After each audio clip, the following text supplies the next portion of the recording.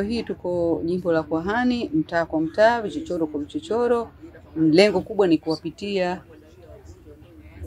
kuwapitia wazee wetu ambao pengine kwa namna moja au nyingine hawana uwezo wa kuchakarika na kutuunga mkono sisi katika maeneo mbalimbali katika kuomba kura za Chama cha Mapinduzi.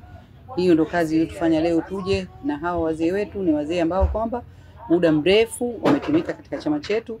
Kwa hiyo tumeona ni busara leo makundi mbalimbali tukiona na sisi Umoja wa Wazazi Tanzania basi kuja kujumuika na wenzetu mbunge na mwakilishi wa jimbo la Kwahani ili kuja kuwatembelea hawa wazee wetu na ndugu mbalimbali ambao kwamba wameshindwa kwa namna moja ama nyingine kuja kushirikiana nasi katika harakati za kampeni.